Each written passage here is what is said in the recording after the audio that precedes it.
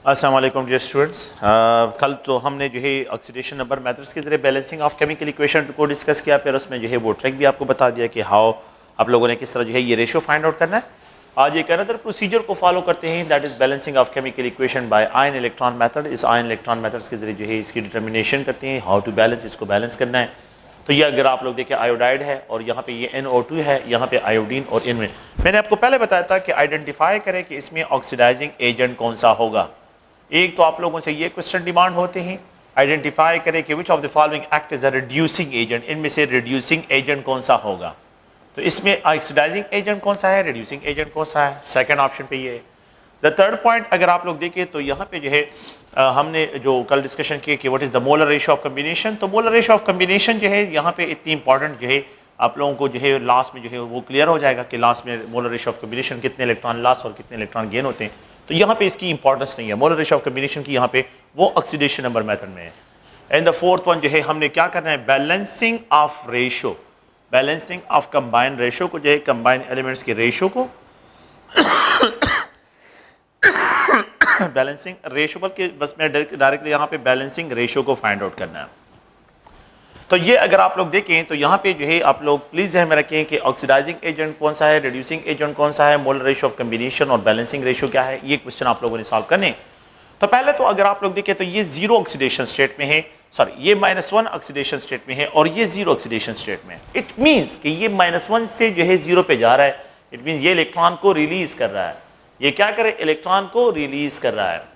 और यहाँ पे जो है अगर आप लोग देखें तो ये -2 × 2 ये +4 ऑक्सीडेशन स्टेट है, यहाँ पे ये -2 और ये +2 ऑक्सीडेशन स्टेट, तो ये +4 ऑक्सीडेशन स्टेट से +2 पे जा रहा है। इट मीन्स ये इलेक्ट्रॉन को क्या कर रहा है, गेन कर रहा है।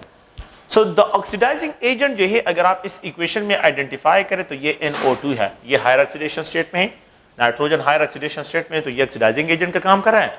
और ये जो आयोडाइड है तो यहाँ पे जो है ये आयोडाइड जो है इसमें रिड्यूसिंग एजेंट का मार रहे हैं। So which of the following act is reducing agent in this chemical equation, iodide ion है। Which of the following act is oxidizing agent, तो यहाँ पे जो है ये NO, तो NO2 जो है ये जो है इज ऑक्सीडाइजिंग एजेंट काम करता है और आयोडाइड आयन। अगर आप लोग इसकी बैलेंसिंग करते हैं तो पहला रूल ये है कि सेपरेट करें इन आयोड, इनको क्या करें, ऑक्सीडेशन हाफ रिएक्शन को, रिडक्शन हाफ रिएक्शन को सेपरेट करें। तो ऑक्सीडेशन हाफ रिएक्शन को अगर मैं यहाँ पे एक्सप्रेस करता हूँ तो ये आयोडाइड आयन है and it is converted into iodine molecule. ये मैंने इसको जो है आयोडाइड आयन आयोडीन मॉलिक्यूल में। और यहाँ पे जो है अगर मैं रिडक्शन हाफ रिएक्शन को एक्सप्रेस करता हूँ तो रिडक्शन हाफ रिएक्शन जो है अगर आप देखें तो यहाँ पे ये NO2 और यहाँ पे ये NO है। तो यहाँ पे मैंने एक मीडिया का नाम लिखा है एसिडिक मीडिया। एसिडिक मीडिया भी आप लोगों ने, ये मीडिया आपको गिवन होगा, और ये आयोडाइड आयन और यहाँ पे ये आयोडीन है। तो इनको जो है ये रिडक्शन हाफ रिएक्शन है, रिडक्शन हाफ रिएक्शन है। अगर आप लोग देखें तो इनको जो है आप लोगों ने सेपरेट सेपरेट बैलेंसिंग करनी है। ये बिल्कुल जो है आसान सा है। अगर आप देखें तो यहाँ पे ये आयोडीन है, तो यहाँ पे ये 2 है और यहाँ पे ये 1 है। तो पहला पॉइंट तो ये है कि इनके जो कोफिशिएंट है वो इन नंबर से आप लोग फाइंड आउट कर सकते हैं। तो ये कोफिशिएंट जो है अगर आप ये 2 है तो ये 2 है, ये नंबर बराबर हो गए। अगर आप देखें तो ये एक आयोडाइड एक इलेक्ट्रॉन लॉस करता है, 2 आयोडाइड 2 इलेक्ट्रॉन लॉस करते हैं, तो उन इलेक्ट्रॉन नंबर्स को भी आप यहां पे क्या करें, मेंशन करें। द रीजन ये है कि इस साइड पे जो है मैंने तो द नंबर ऑफ एटम को बैलेंस कर दिया। जब नंबर ऑफ एटम को बैलेंस करना है तो इसके लिए आप लोगों ने सेकंड जो है इस मेथड में आपने क्या करना है, नंबर ऑफ एटम्स की बैलेंसिंग भी करनी है, नंबर ऑफ एटम्स इनकी बैलेंसिंग करनी है, नंबर ऑफ एटम की बैलेंसिंग करनी है। सेकंड पॉइंट जो है यहां पे नंबर ऑफ चार्जेस को भी आपने बैलेंस करना है, नंबर ऑफ चार्जेस बैलेंसिंग भी आपने करनी है। तो यहां पे नंबर ऑफ चार्जेस बैलेंसिंग और नंबर ऑफ एटम बैलेंसिंग जो है इन दोनों को आपने यहां पे देखना है। तो देखिए 2 आयोडाइड एक आयोडीन मॉलिक्यूल, 2 आयोडाइड एक आयोडीन मॉलिक्यूल जो है ये आप लोगों के पास है। ये 2 आयोडाइड जो है ये 2 इलेक्ट्रॉन को रिलीज कर लेता है। तो ये जब एक इलेक्ट्रॉन को रिलीज करता है तो एक इलेक्ट्रॉन, 2 इलेक्ट्रॉन तो 2 इलेक्ट्रॉन को जो है रिलीज करता है। कंक्लूजन क्या है, मतलब ये है कि एटम बैलेंस हो गए, लेकिन इस साइड पे 2 नेगेटिव चार्जेस है, उस साइड पे भी 2 नेगेटिव, तो चार्जेस भी बैलेंस करने हैं, दोनों साइड पे चार्जेस बैलेंस करने हैं। तो आपने 2 पॉइंट्स को ध्यान में रखना है कि यहाँ पे number of atom on both side जो है इनकी बैलेंसिंग करनी है, और सेकंड जो है आप लोगों ने number of charges on both side को इसको भी बैलेंस करना है। सो नंबर ऑफ चार्जेस बैलेंसिंग भी करना है और नंबर ऑफ एटम की जो है आप लोगों ने बैलेंसिंग। तो ये दोनों पॉइंट्स आप लोगों ने ध्यान में रखना है कि 2 iodide is converted into iodine molecule with the release of 2 electrons, ये 2 इलेक्ट्रॉन, तो ये बैलेंस हो गया है। इसमें चार्जेस भी बैलेंस है और आप लोग अच्छा इस तरह जो है 2 iodide iodine molecule with loss of 2 electrons, यहाँ पे 2 इलेक्ट्रॉन्स जो है यहाँ पे एक्सप्रेस करता हूँ। अगर मैं इस रिडक्शन हाफ रिएक्शन की तरफ आता हूँ, इस रिडक्शन हाफ रिएक्शन को अगर आप देखें तो यहाँ पे जो है ये NO2 है और यहाँ पे जो है ये NO है। So according to this rule कि in order to balance the number of oxygen, देखिए नाइट्रोजन नाइट्रोजन तो इक्वल है, तो अगर in order to balance the number of oxygen तो you have to write water add water. Number of oxygen को balance करने के लिए, नंबर ऑफ ऑक्सीजन एटम्स को बैलेंस करने के लिए एड वाटर, इसमें क्या करें एड वाटर, वाटर इसमें एड करें, you have to add water. अगर मीडिया एसिडिक हो सो नंबर ऑफ हाइड्रोजन को बैलेंस करने के लिए इन एसिडिक मीडिया, अगर एसिडिक मीडिया हो सो नंबर ऑफ हाइड्रोजन को बैलेंस करने के लिए, नंबर ऑफ हाइड्रोजन बैलेंस करने के लिए you have to add hydrogen ion.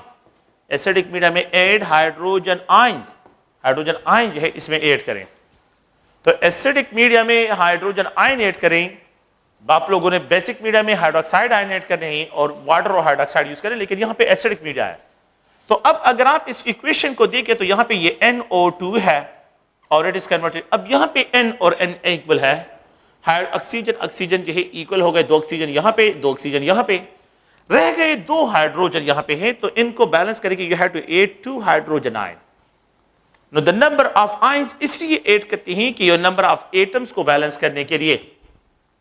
So hydrogen को बैलेंस करने you have to add hydrogen ion, oxygen को बैलेंस करके you have to add water, आप लोगों ने वाटर इसमें ऐड करने हैं। एसिडिक मीडिया में हाइड्रोजन आयन ऐड करने और बेसिक मीडिया में जो है आपने हाइड्रोक्साइड आयन ऐड करने हैं। अच्छा अगर आप इस इक्वेशन को देखें तो यहां पे जो है इसमें हम बाकी जो है 2 hydrogen 2 hydrogen, 1 nitrogen 1 nitrogen, 2 oxygen 2 oxygen 2 oxygen ये हो गए। अब रह गए चार्जेस, इस साइड पे 2 पॉजिटिव चार्जेस है, उस साइड पे न्यूट्रल है, वो न्यूट्रल है। So the number of charges को भी बैलेंस करें तो चार्जेस को आप लोगों ने दोनों साइड पे बैलेंस रखना है। तो ये 2 हाइड्रोजन आयन और ये NO2, अगर आप देखिए ये इलेक्ट्रॉन रिलीज करता है तो ये इलेक्ट्रॉन कहां चले जाते हैं, जब ये 2 इलेक्ट्रॉन रिलीज करता है तो यही 2 इलेक्ट्रॉन ये NO2 गेन कर लेता है और NO में कन्वर्ट होता है एंड प्लस जो है H2O, क्योंकि इसका +4 ऑक्सीडेशन स्टेट से ये +2 ऑक्सीडेशन स्टेट पे जा रहा है, तो ये +4 ऑक्सीडेशन स्टेट से +2 पे जा रहा है। यहां पे 2 हाइड्रोजन आयन, यहां पे NO2 2 इलेक्ट्रॉन्स NO और यहां पे ये H2O है। अब अगर आप देखें तो 2 पॉजिटिव चार्जेस 2 नेगेटिव चार्जेस और यहां पे जो है nitrogen nitrogen balance, oxygen number और ऑक्सीजन नंबर बैलेंस है, यहां पे ये बिल्कुल रिडक्शन हाफ रिएक्शन जो है ये बैलेंस है। अच्छा आप लोगों को यहां पे क्या क्वेश्चन मिलते हैं, इन क्वेश्चन की तरफ आते ही और इन क्वेश्चन को जो है यहां से डिस्कशन इस पे करते हैं। अगर आप लोग देखें तो आप लोगों को जो है ये क्वेश्चन दिया जाता है कि ये आयोडाइड आयन है और ये आयोडीन है, ये आयोडीन है और यहां पे जो है अगर आप लोग देखें यहां पे इलेक्ट्रॉन्स गिवन होते हैं। सो लेट मी जो है अगर आप लोगों को इस तरह के क्वेश्चन गिवन होते हैं तो ये डिमांड होते हैं और इनके n नंबर डिमांड होते हैं। तो इनके ये नंबर जब आप फाइंड करेंगे तो इसको देखेंगे, ये नंबर जो है ये n वैल्यू यहां से फाइंड आउट होती है और इसकी n वैल्यू जो है ये 2 मल्टीप्लाइड होगा तो यहां पे नेगेटिव चार्ज, तो ये यहां पे इससे फाइंड होंगे। तो आपने क्या करना है, इस n वैल्यू को यहां से 2 iodine, iodine molecule 2 iodide, n value n is equal to 2 और ये 2 इस नेगेटिव चार्ज के साथ मल्टीप्लाइड होगा तो जितने चार्जेस यहां पे होंगे उतने इलेक्ट्रॉन यहां पे रिलीज होंगे। तो आपने ये वैल्यू यहां से फाइंड आउट करनी है। सेकंड पॉइंट क्या है, सेकंड पॉइंट जो है अगर आप इस रिएक्शन को देखें तो यहां पे हाइड्रोजन आयन, यहां पे NO2, यहां पे अगर आप लोग देखें इस इक्वेशन को जो है यहां पे NO और मैं इसको H2O से एक्सप्रेस करता हूं। तो आप लोगों को हाइड्रोजन आयन की जो डिमांड होती है वो आपने यहां से पूरे करने हैं कि how many hydrogen ion are required to balance, इसको बैलेंस करने के लिए हाउ मेनी हाइड्रोजन आयन जो है रिक्वायर्ड होंगे। तो वाटर अगर यहां पे 2 है तो N2 लिखें, अगर यहां पे 2 मल्टीप्लाइड है तो 4 हाइड्रोजन आयन लिखें, अगर यहां पे 5 मल्टीप्लाइड है तो 10 हाइड्रोजन आयन आपने लिखते हैं। तो ये नंबर जो हाइड्रोजन आयन होते हैं इनको यहां से फाइंड आउट करते हैं, इसके नंबर से जो है इसको फाइंडिंग करते हैं। तो आप लोग गौर से देखिए, जब आप लोग क्या करते हैं नंबर ऑफ चार्जेस को भी बैलेंस करते हैं, नंबर ऑफ एटम को भी बैलेंस कर लेते हैं। तो ये 2 आयोडाइड आयन, ये iodine molecule with the release of 2 electrons, ये ऑक्सीडेशन हाफ रिएक्शन है। ये रिडक्शन हाफ रिएक्शन है कि जिसमें 2 हाइड्रोजन आयन और प्लस जो है यहां पे NO2 एंड इट इज जो है यहां पे ये 2 इलेक्ट्रॉन्स रिलीज कर लेता है, NO and plus H2O produce होता है। हम क्या करेंगे, द लास्ट पॉइंट ये है कि ऑक्सीडेशन हाफ रिएक्शन को रिडक्शन हाफ रिएक्शन के साथ ऐड करें तो ये 2 इलेक्ट्रॉन इसके साथ कैंसिल हो जाएंगे और यहां पे जो है ये 2 hydrogen ion and plus 2 iodide ion, 2 iodide ion, और यहां पे अगर आप देखें तो ये NO2, यहां पे ये आयोडीन, अगर आप लोग देखें तो ये आयोडीन, यहां पे ये NO और ये H2O आप लोगों के पास जनरेट होगा। प्लीज आप लोग देखें ये आप लोगों के पास बैलेंस केमिकल इक्वेशन है। इस बैलेंस केमिकल इक्वेशन को अगर आप देखें कि ये किस तरह जो है मुकम्मल, इसमें जो है चार्जेस भी बैलेंस है, इसमें नंबर ऑफ एटम भी बैलेंस है। अगर आप इसको देखें तो यहां पे जो है ये 2 हाइड्रोजन आयन है, मैं इस तरह एक्सप्रेशन करता हूं 2 hydrogen ion and 2 iodide ion, इस केमिकल इक्वेशन की एक्सप्रेशन जो है, और यहां पे ये NO2, ये आयोडीन है, यहां पे NO और ये H2O है। इस इक्वेशन को अगर आप लोग देखें, अगर आप इस इक्वेशन को देखें तो 2 हाइड्रोजन बिल्कुल बैलेंस है, 2 आयोडाइड, एक आयोडीन मॉलिक्यूल बिल्कुल बैलेंस नंबर है, एक आयोडीन मॉलिक्यूल 2 आयोडाइड बिल्कुल बैलेंस है। यहां पे जो है एक नाइट्रोजन और एक नाइट्रोजन बैलेंस है, 2 ऑक्सीजन तो 2 ऑक्सीजन ये भी बैलेंस है। अच्छा, 2 पॉजिटिव चार्जेस और 2 नेगेटिव चार्जेस ये भी बैलेंस है। तो इस केमिकल इक्वेशन में अगर आप चार्जेस को देखें तो चार्जेस भी बैलेंस है और इसमें नंबर ऑफ एटम्स भी जो है ये क्या है, ये बैलेंस है। अच्छा, तो ये अगर आप लोग देखें तो चार्जेस भी बैलेंस और जो है यहाँ पे पॉजिटिव और नेगेटिव चार्जेस बैलेंस, ये भी अगर आप लोग देखें ये इसमें बैलेंस वैल्यूज है। और इसमें जो है अगर आप लोग दूसरा पॉइंट देखें तो यहाँ पे जो है नंबर ऑफ एटम बैलेंस है। सो आइडेंटिफाई द, इसमें क्या करें NO2 और यहाँ पे ये आयोडाइड आयन, अगर आप देखिए तो यहाँ पे जो है ये hydrogen ion, it is converted into NO और यहाँ पे आयोडीन मॉलिक्यूल और यहाँ पे जो है वाटर मॉलिक्यूल है। अब फाइंड आउट है ABCD, find out the balancing ratio for the chemical equation. इस केमिकल इक्वेशन के लिए बैलेंसिंग रेशियो को फाइंड आउट करें। तो इसके लिए बैलेंसिंग रेशियो को अगर आप लोग फाइंड आउट करते हैं तो किस तरह आप लोगों ने जो है इस इक्वेशन को देखे तो ये 1, यहाँ पे 2, यहाँ पे 1, यहाँ पे 2, यहाँ पे अगर आप लोग देखें 1 और ये 1 है, ये बैलेंसिंग रेशियो। जो बैलेंसिंग रेशियो होगा ये आप लोगों को शफल क्या होगा, ये अगर आप लोग देखें 1, यहाँ पे ये 1, यहाँ पे ये 1, ये 2, ये 2, ये 1, ये एक अनदर रेशियो। अगर आप देखें यहाँ पे ये 1, मैं इसको एक्सप्रेशन करता हूं, यहाँ पे ये 2, ये 2, ये 1, ये 1 और ये 1 है। यही नंबर जो बैलेंसिंग रेशियो के सही होते हैं उन सारे नंबर को उन्होंने मिक्सअप किया होता है, इनको जो है शफल क्या होता है। तो आपने किस तरह जो है इसको आइडेंटिफाई करना है, देखिए आपने को मैंने कल भी बताया था, इसको जो है क्या करें, लेबल करें ABCDEF, ये जो है इस तरह बैलेंस जो है क्या करें, इनकी लेबलिंग करें। और इसी तरह आप क्या करें, ये A column, B column, C column, D column, E है और ये F, इनको भी कॉलम जो है इनको भी अपने लेबल करें। और अब आ जाएं कि ये 1 नाइट्रोजन, ये 1 नाइट्रोजन, ऑक्सीजन को इग्नोर करें, यहां पे कोई जरूरत नहीं है, यहां पे नाइट्रोजन नहीं है, यहां पे नाइट्रोजन नहीं, यहां पे नाइट्रोजन है। वो देखिए यहां पे डी पे नाइट्रोजन 2 है और इस पे 1 है, देखने की जरूरत भी नहीं, बस छोड़ दे, ये नहीं है, ये बैलेंसिंग रेशियो नहीं है, क्योंकि फर्स्ट ऑप्शन में ये रॉन्ग है। नेक्स्ट ऑप्शन पे आ जाएं, ये 1 नाइट्रोजन है, आप लोग देखिए यहां पे क्या है, 1 नाइट्रोजन, बल्कि मैं चले इसको थोड़ा सा इस तरह भी शफल करता हूं कि यहां पे 1 और यहां पे जो है 2 और यहां पे ये 1 है। तो यहां पे आप लोगों को एक और आइडिया कि अगर आप देखें कि यहां पे ये 1 नाइट्रोजन है, बात सुने, ये 1 नाइट्रोजन है, यहां पे भी 1 नाइट्रोजन है, वो यहां पे एक पॉइंट में मुझे मिल गया कि यहां पे तो ये तो बैलेंस आ रहे हैं, इक्वल आ रहे हैं। मैं इसको कंफर्म करता हूं, इसकी कंफर्मेशन करता हूं कि आई ये है कि नहीं। मैं बी ऑप्शन पे आ जाता हूं। अच्छा, बी पे आयोडाइड, 1 आयोडाइड, ये 1 आयोडाइड है, 1 आयोडाइड, बी यहां पे बी, दूसरा आयोडाइड यहां पे नहीं है, यहां पे आयोडीन नहीं, यहां पे आयोडीन है। सी पे तो यहां सॉरी ई पे है, ई, तो ई पे जो है अगर आप देखें तो ये 2 आयोडाइड, तो 1 आयोडाइड और ये 2, तो 2 मल्टीप्लाइड 2 इज इक्वल टू 4, तो ये तो 4 बन रहे हैं, इसको इग्नोर करें, ये भी जो है निकाल दे से। यहां पे आ जाए, ये जो है A1, आप देखिए यहां पे D1, वही यहां पे एक और पॉइंट, ये तो सही है, ये दोनों तो सही आ रहे हैं। नेक्स्ट जो है अगर आप देखें ये 2 आयोडाइड, बी पे क्या है आयोडाइड, 2 आयोडाइड, और यहां पे आप लोग आ जाएं तो ई पे जो है एक आयोडीन मॉलिक्यूल है, तो एक आयोडीन मॉलिक्यूल और 2 आयोडाइड ये इक्वल है। सेकंड पॉइंट भी मिल गया, फर्स्ट पॉइंट भी बैलेंस है, सेकंड पॉइंट भी।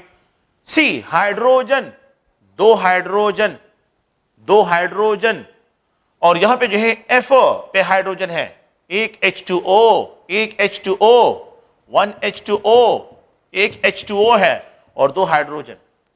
तो आप देखिए 2 हाइड्रोजन आयन एक H2O के बराबर है, तो ये बिल्कुल ये आप लोगों का बैलेंसिंग रेशियो है।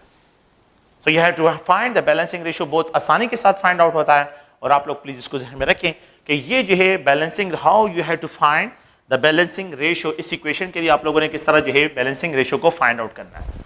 तो ये अगर आप देखें ऑक्सीडेशन नंबर मेथड में जो है एक ऑक्सीडेशन नंबर मेथड को हमने डिस्कस कर लिया, और एक जो है हमने यहाँ पे इसको डिस्कस कर लिया इलेक्ट्रॉन मेथड में, मतलब ये कि जो आयन मेथड है, इलेक्ट्रॉन आयन मेथड जो है, इस मेथड के जरिए एक और इक्वेशन को मैं यहाँ पे लिख देता हूँ, और वो बेसिक मीडिया में है मेरे ख्याल में जो है उसको जो है सो नेक्स्ट जो है एक केमिकल इक्वेशन है स्टूडेंट्स, और इसको जो है इसमें बैलेंसिंग रेशियो फाइंड आउट करते हैं कि इनमें से जो है बैलेंसिंग रेशियो क्या है, how you have to find. आप लोगों को जो मैंने बताया था वही ट्रिक आप लोगों ने अप्लाई करना है।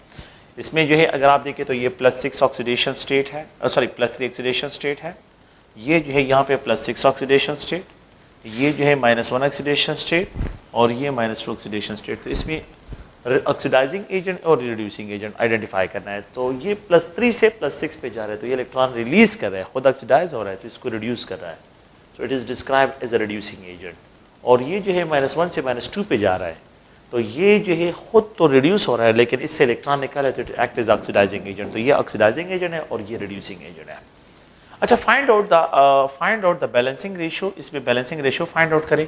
और जो है बैलेंसिंग रेशियो को मैंने आपको बताया कि आप क्या करें, इसकी जो है A B C, इस तरह A, ये B, ये C, ये D, ये E, इस तरह जो है इनकी क्या करें, एब्रीविएशन करें। इसी तरह ये नंबर जो है A B C D और ये E, इसकी भी आप लोग क्या करें, एब्रीविएशन करें, ये इस तरह एब्रीविएट करें।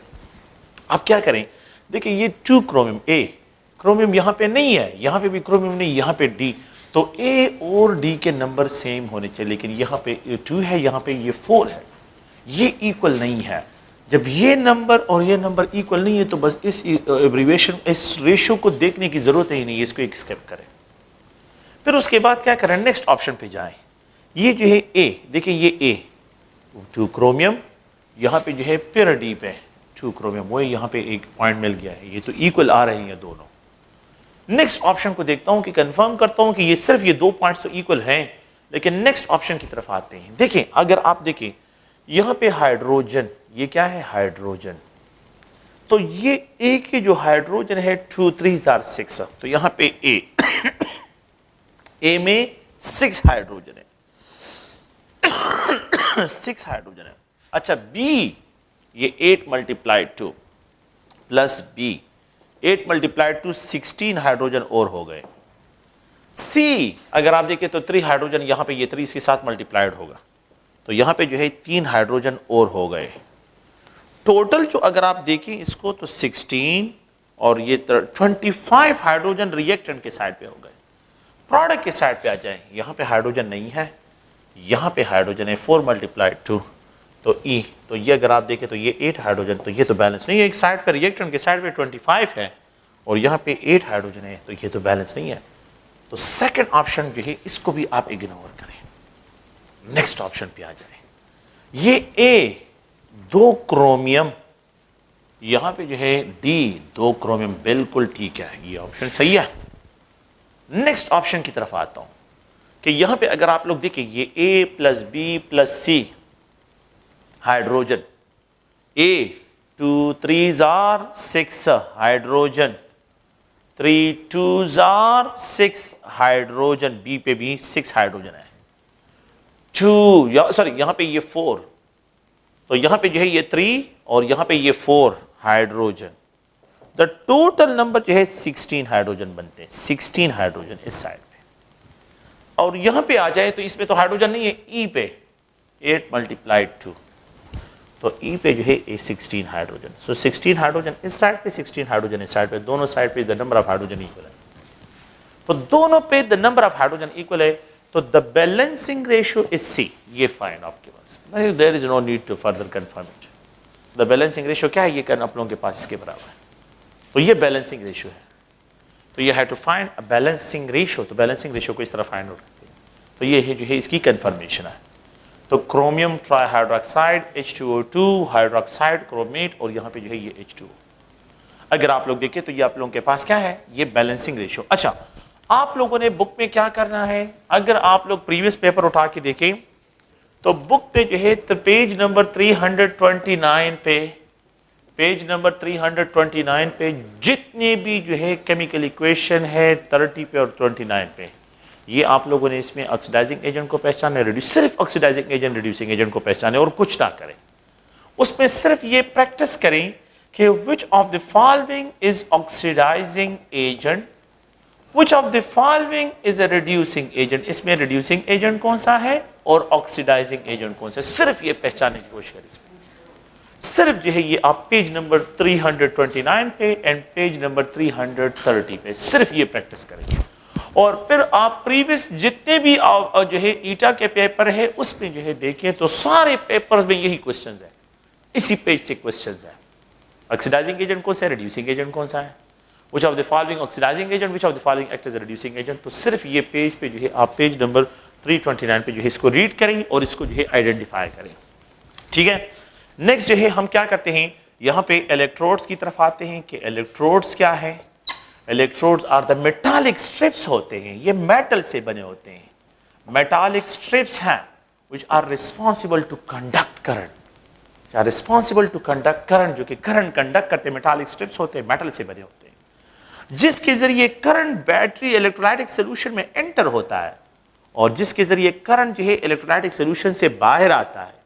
तो ये आप लोगों के पास एक इलेक्ट्रोलाइटिक सोल्यूशन है और इसमें ये मेटालिक स्ट्रिप्स क्या है, ये हैंग है, ये मेटालिक स्ट्रिप है।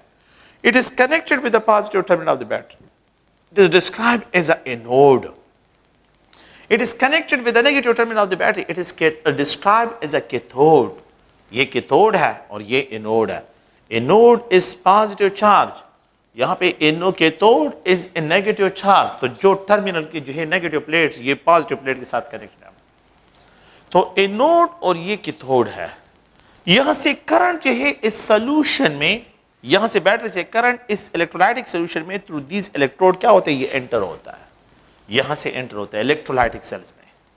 तो इलेक्ट्रोलाइटिक सेल्स में इन मेटालिक स्ट्रिप के जरिए जो करंट होता है, ये जो है current from the battery into the electrolytic cell enter होता है। तो इलेक्ट्रोलाइटिक सेल में करंट जो है ये एंटर होता है, करंट एंटर, ठीक है, through these metallic strips, in metallic strip के जरिए एंटर होता है। अगर ये वोल्टेज सेल हो तो फिर इन इलेक्ट्रोड के जरिए जो है करंट बाहर आता है। तो इलेक्ट्रोड मेटालिक स्ट्रिप्स है जिनके जरिए जो है current into the electrolyte enter होता है या जिनसे जो है इनके जरिए जो है इलेक्ट्रोलाइट से करंट बाहर आता है। तो इलेक्ट्रोलाइटिक स्ट्रिप्स है ये। लेट्स सपोज इस पे जो है अगर आपके पास क्या हो, यहां पे जो है सोडियम आयन प्रेजेंट हो, chloride ion, molten sodium chloride present हो, तो जब मैं बैटरी ऑन कर लेता हूं तो ये पॉजिटिव टर्मिनल, ये नेगेटिव टर्मिनल, तो ये जितने क्लोराइड आयंस होते हैं ये सब के सब जो है इस बैटरी के जो है इलेक्ट्रोड पे जो है आ जाते हैं और अक्यूमुलेट हो जाते हैं, और जितने जो है सोडियम आयंस होते हैं ये सब के सब जो है यहां पे आ जाते हैं और अक्यूमुलेट, यहां पे अक्यूमुलेट हो जाते हैं नेगेटिव प्लेट पे। ये बैटरी इनसे इलेक्ट्रॉन पंप आउट करता है, तो एनोड पे ऑक्सीडेशन होती है, 2 क्लोराइड आयन ऑक्सीडाइज होते हैं क्लोरीन गैस पे with release of electron, electron release करते ऑक्सीडेशन है। कैथोड पे जो है अगर आप लोग देखें तो यहां पे रिडक्शन होता है, 2 सोडियम आयन इन 2 इलेक्ट्रॉन को गेन कर लेता है और ये जो है डिपॉजिट होता है, ये इलेक्ट्रॉन इसके साथ cancel, you have to write 2 sodium ion 2 chloride ion, यहां पे 2 सोडियम मेटल फॉर्म में डिपॉजिट, क्लोरीन गैस फॉर्म में रिलीज हो जाता है। The decomposition of a compound in the presence of current is known as electrolysis, और जिन cell में ये प्रोसेस होता है इनको इलेक्ट्रोलाइटिक सेल्स कहते हैं। जिन सेल में कंपाउंड्स की decomposition in the presence of current होता है उन सेल्स को हम इलेक्ट्रोलाइटिक सेल्स कहते हैं। इसी को हम इस आइडिया को कनेक्ट करते हैं फैराडे लॉ ऑफ इलेक्ट्रोलिसिस के साथ। According to the Faraday law of electrolysis, Faraday law of electrolysis, कि the amount, the quantity of current, जितना ज्यादा करंट चार्ज इस सर्किट से मूव करेगा, more amount of sodium chloride decompose होगी, more amount of sodium deposit होगा, more amount of chlorine जो है ये रिलीज होगा। So according to this law, कि द चार्ज इज, यहां पे जो है द वेट, ये जो वेट है, weight of the sodium deposit होगा या क्लोरीन लिबरेट होगा। तो weight of the sodium, weight of the chlorine, chlorine liberate होगा, सोडियम डिपॉजिट होगा, is directly proportional to the charge flowing into the circuit. जितना ज्यादा चार्ज इस सर्किट से पास होगा, सोडियम क्लोराइड की ज्यादा अमाउंट डिकम्पोज होगी, more amount of the sodium deposit होगा, मोर अमाउंट ऑफ क्लोरीन जो है रिलीज होगा। ये this is according to the Faraday law of electrolysis. W is equal to Z into Q, where Z is called electrochemical equivalent weight. Electrochemical equivalent weight. Equivalent weight. इसको कहते हैं. Where Z is called electrochemical. It is mean कि if a circuit में a single coulomb charge move करता है, तो जितना wait deposit होगा वो उस एलिमेंट का इलेक्ट्रोकेमिकल इक्विवेलेंट वेट होगा। सो सर्किट में अ सिंगल कूलम चार्ज अगर Q की वैल्यू 1 हो जाए तो जितना वेट और ये Z दोनों इक्वल हो जाए तो जितना वेट डिपॉजिट होगा ये उस एलिमेंट का इलेक्ट्रोकेमिकल इक्विवेलेंट वेट होगा। तो Z value is always describe it a single coulomb charge. क्या मतलब है इसका? इसका मतलब अगर आप लोग देखें तो इसका मतलब है क्या? एक कूलम चार्ज, ये लेट्स सपोज ये सोडियम आयन है, ये एक इलेक्ट्रॉन गेन करता है तो सोडियम एटम डिपॉजिट होता है। अगर सर्किट में एक इलेक्ट्रॉन मूव करता है तो एक सोडियम एटम डिपॉजिट होगा। अगर सर्किट में 1 मोल ऑफ इलेक्ट्रॉन मूव करे तो 1 मोल ऑफ सोडियम जो है वो डिपॉजिट होगा। 1 मोल ऑफ इलेक्ट्रॉन, एक इलेक्ट्रॉन पे जो चार्ज है 1.6 × 10⁻⁻19 कूलम चार्ज है। एवोगाड्रो नंबर ऑफ इलेक्ट्रॉन 1 मोल के बराबर है तो उस पे कितना चार्ज होगा? इसको क्रॉस कर you will get 96500 coulomb charge. It is also called 1 farad charge, इसको 1 फैराड भी कहते हैं। 1 मोल of electron means 96500 coulomb charge. अगर सर्किट में मूव करता है तो 23 ग्राम ऑफ सोडियम डिपॉजिट होगा। सर्किट में इतने कूलम चार्ज मूव करते हैं तो 23 1 मोल 23 ग्राम के बराबर है। अगर सर्किट में 1 कूलम चार्ज मूव करे, 96500 1 कूलम चार्ज मूव करे तो how many grams will deposit? 23 gram divide bye 96500. It is also equal to 23 gram divided by 1 farad. ये 1 farad के भी बराबर है। No, it is called the Z value of sodium. कि circuit में a single coulomb charge जब move करता है तो जो वेट डिपॉजिट होगा वही उस एलिमेंट का इलेक्ट्रोकेमिकल इक्विवेलेंट वेट होगा। तो सोडियम का इलेक्ट्रोकेमिकल इक्विवेलेंट वेट जो है अगर आप लोग देखें तो ये 23 gram molar mass divide by 1F। Magnesium metal को अगर आप लोग देखें, ये मैग्नीशियम है, ये 2 इलेक्ट्रॉन गेन करता है, मैग्नीशियम डिपॉजिट होता है। अगर सर्किट में 2 मोल ऑफ इलेक्ट्रॉन मूव करे तो 1 मोल ऑफ मैग्नीशियम डिपॉजिट होगा। अगर सर्किट में 2 mole into 96500 coulomb charge move करता है तो 24 ग्राम ऑफ मैग्नीशियम डिपॉजिट होगा। अगर सर्किट में a single coulomb charge move करे तो आप लोगों के पास कितने अमाउंट जो है मैग्नीशियम का डिपॉजिट होगा? तो 1, it is called Z value of magnesium is equal to 24 gram divide by 2F। ये 1F है, ये F है तो यहां पे 2F पे डिवाइड होगा। तो Z value of magnesium is 24 gram divide by 2F। The Z value, तो मैं यहां पे कंक्लूजन के Z value of an element is equal to electrochemical equivalent weight of an element is equal to molar mass of that element. Molar mass of that element, उस element का क्या molar mass है?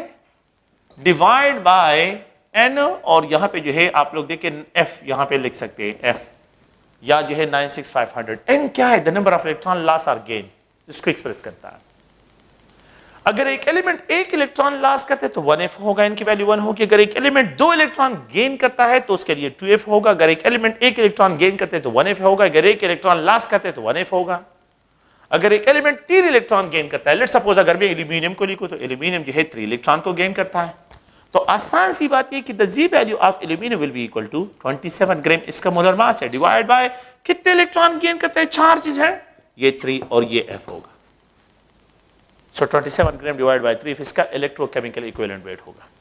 अगर आप लोग देखिए chlorine gas के लिए, मैं यहां पे जो क्लोराइड है 2 chloride ion, one chlorine molecule, एक दो इलेक्ट्रॉन रिलीज। अब यहां पे इलेक्ट्रॉन लास्ट है।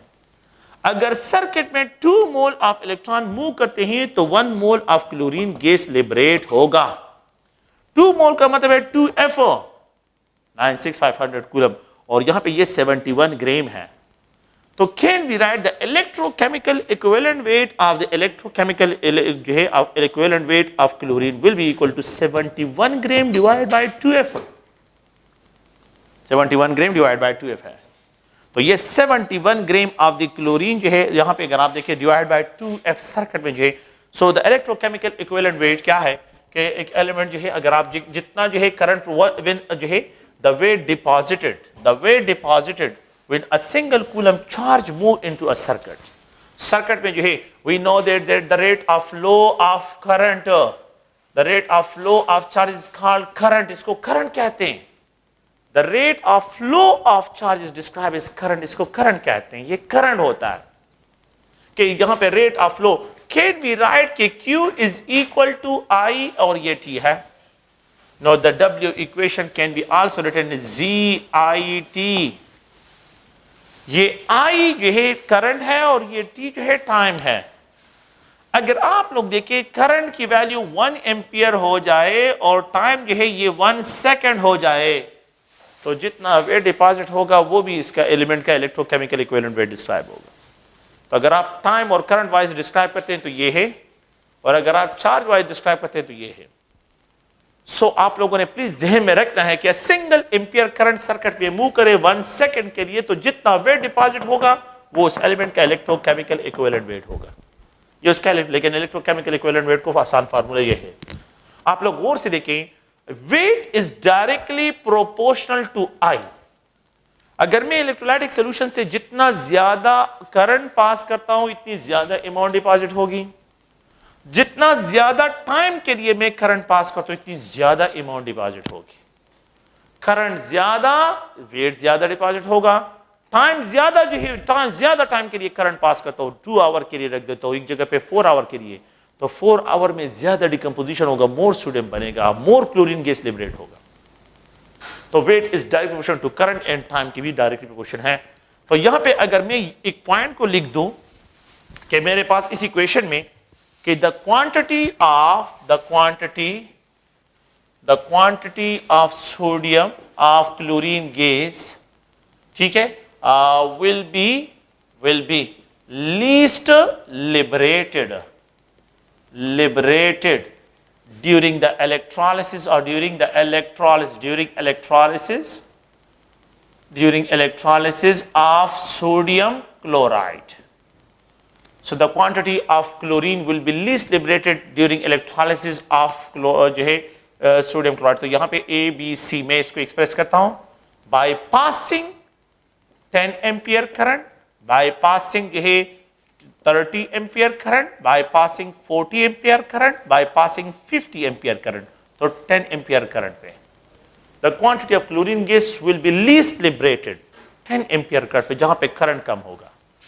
The quantity of the chlorine gas will be least liberated होगा यहां पे जो है अगर मैं इसकी इलेक्ट्रोलिसिस करता हूं फॉर 100 मिनट्स के लिए, 100 जो है 10 आवर्स के लिए, यहां पे 10 आवर्स, यहां पे 10 डेज की बात कर रहा हूं, या मैं मतलब ये कि मैं करंट पास करूं कंटिन्यूस, तो जितना ज्यादा करंट जो है जितना ज्यादा टाइम गुजरेगा इतनी ज्यादा अमाउंट जो है डिपॉजिट होगी, इतनी ज्यादा अमाउंट लिबरेट होगी। तो टाइम को देखिए, आवर्स में देखिए, मिनट्स में देखिए, डेज में देखिए, वो क्या लिख रहे हैं। इन द लास्ट पॉइंट जो है ये ए है, ये बी है, ये सी है और ये डी है।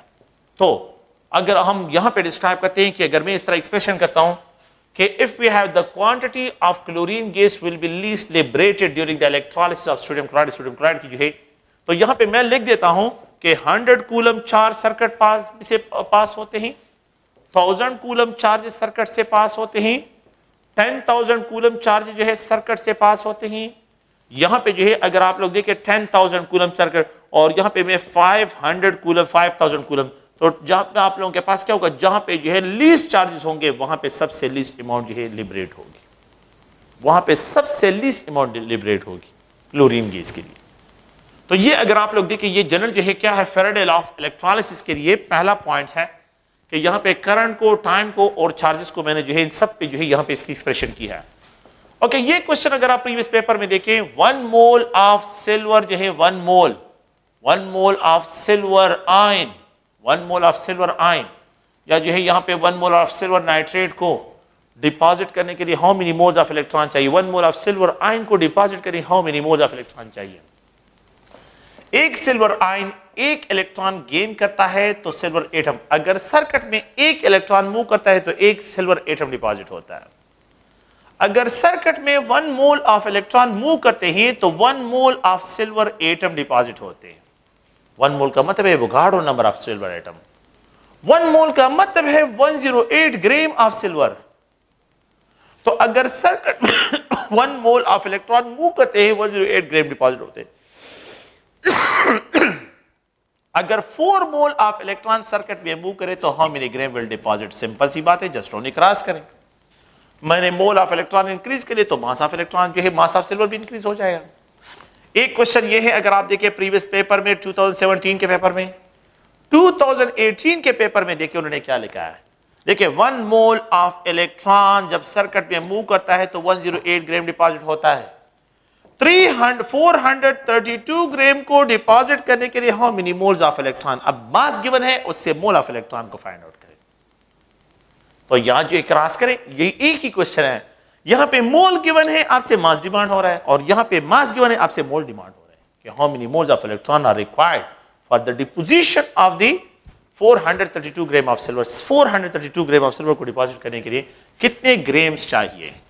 अगर आप लोग देखें 1 मोल ऑफ एल्यूमिनियम को डिपॉजिट करने के लिए 3 मोल्स ऑफ इलेक्ट्रॉन चाहिए। तो 3 मोल ऑफ इलेक्ट्रॉन सर्किट में मूव करेंगे तो 1 मोल ऑफ एल्यूमिनियम जो है जनरेट होगा, 3 मोल ऑफ इलेक्ट्रॉन्स। अगर मैं ये कहूं कि यहां पे 3 मोल्स ऑफ इलेक्ट्रॉन अगर सर्किट में मूव करते हैं तो 1 मोल ऑफ एल्यूमिनियम जनरेट होता है, ये इलेक्ट्रॉन्स हैं। अगर मैं ये कहूं कि 30 मोल ऑफ इलेक्ट्रॉन सर्किट में मूव करे, how many moles of aluminium will produce 10 moles. यहां पे 0 लगा ले तो यहां पे भी 0 लग जाएगा, सिंपल सा क्वेश्चन है। 3 मोल्स ऑफ इलेक्ट्रॉन्स अगर सर्किट में मूव करते हैं तो 1 mole of aluminium, 3 moles of electron अगर सर्किट में मूव करते हैं तो 27 ग्राम ऑफ एल्यूमिनियम। तो 9 ग्राम ऑफ एल्यूमिनियम को डिपॉजिट करने के लिए how many moles of electron चाहिए, 3 टाइम लेसर, 3 टाइम लेसर। तो ये 3 पे डिवाइड कर लिया ना, तो ये 3 टाइम लेसर हो गया, तो ये भी 3 पे डिवाइड, तो ये 1 मोल हो जाएगा। 1 मोल ऑफ इलेक्ट्रॉन अगर सर्किट में मूव करते हैं तो 9 ग्राम डिपॉजिट होंगे, अगर 2 मोल मूव करते हैं तो 18 ग्राम, और अगर 3 मोल मूव करते हैं तो 27 ग्राम डिपॉजिट होंगे। ये अगर आप लोग देखिए, ये आप लोगों के पास क्या है, तो सर्किट में अगर इलेक्ट्रॉन मूव करते हैं तो आप लोगों के पास ये सिचुएशन उनकी बच जाती है।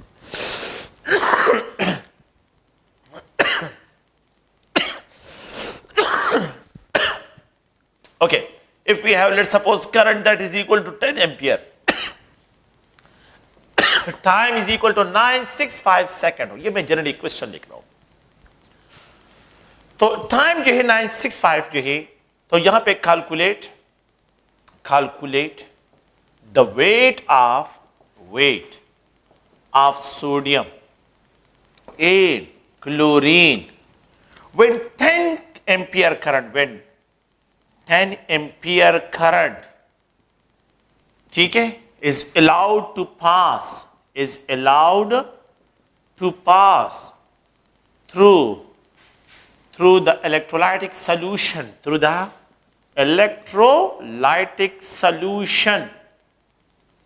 for यहां पे जो है 965 सेकंड के लिए। So calculate the weight of sodium and chlorine. मैं आसान लैंग्वेज में, weight of sodium is equal to Z value of sodium into IET. Weight of chlorine is equal to, जहां पे Z value of chlorine into IET. यहां पे आप देखें 23 gram divide bye 1, यहां पे मैंने 96500 अभी लिखा है, इसकी Z वैल्यू को मैंने अभी लिखा है आप लोगों को। ये करंट 10 एम्पियर है और टाइम 965 सेकंड के लिए, ये इसके साथ कैंसिल हो जाएगा, ये इसके साथ कैंसिल हो जाएगा, you will get 2.3 gram deposit हो जाएगा सोडियम। 2.3 ग्राम। यहां पे अगर आप देखें तो यहां पे 71 ग्राम डिवाइड बाय 2 इंटू 96500 जो है ये आप लोगों के पास इसका क्या है, ये इसका जी वैल्यू है क्लोरीन का, मैंने यहां पे अभी आप लोगों के लिए लिखा है। द नेक्स्ट जो है अगर आप देखिए तो 10 एम्पियर करंट है विद 965 सेकंड के लिए, ये इसके साथ कैंसिल हो जाएगा, ये इसके साथ कैंसिल हो जाएगा, 10 रह जाएगा, 71 डिवाइड बाय 20 ना that is equal to 3.5 gram chlorine gas liberate होगा। तो how many grams of chlorine will be liberated, that is 3.5। How many grams of sodium will be liberated जो है डिपॉजिट होगी, दैट इज 2.3। इसका मतलब क्या हुआ कि मेरे पास जो है 2.3 ग्राम जो है सोडियम जो है ये 2.3 ग्राम डिपॉजिट हो रहा है, क्लोरीन 3.5 ग्राम लिबरेट हो रहा है। तो कंक्लूजन ये हुआ टोटल वेट कितना हो गया, अगर आप देखें तो ये 5.8 ग्राम बनता है। ये किस चीज से बनना है, सोडियम क्लोराइड। जब डिकम्पोज होता है तो सोडियम क्लोरीन में, तो ये सोडियम जो है ये 2.3 ग्राम और क्लोरीन जो है ये 3.5 ग्राम। इसका मतलब ये है कि 5.8 ग्राम सोडियम क्लोराइड डिकम्पोज होगा। तो 5.8 ग्राम डिकम्पोज होगा तो 2.3 gram of the sodium and 3.5 gram of the chlorine जो है ये लिबरेट करेगा। 3.5 ग्राम जो है ये क्लोरीन लिबरेट करेगा, 2.3 ग्राम जो है अगर आप लोग देखिए इसको आप लोगों ने इस तरह कैलकुलेट करना है। तो ये मैंने दोनों के वैल्यूज को यहां पे एक्सप्रेशन की है। अगर आप लोग गौर से देखिए, अगर आपको वेट गिवन हो, वेट की वैल्यू गिवन हो, जी वैल्यू आप लोगों को गिवन हो किसी भी एलिमेंट की, और यहां पे जो है टाइम गिवन हो, you can easily find the current कि कितना करंट जो है इसके लिए रिक्वायर्ड होगा in order to deposit the specific amount. तो एलिमेंट का जो है आप लोगों के पास क्या है, यहां पे इस एलिमेंट का जी वैल्यू, ये जी वैल्यू है उस एलिमेंट का, मल्टीप्लाइड ये टाइम है, और ये करंट को फाइंड आउट करना है। ओके और अगर आप लोगों ने W डिवाइड बाय Z ये इक्विवेलेंट वेट इलेक्ट्रोकेमिकल, यहां पे ये current is equal to time.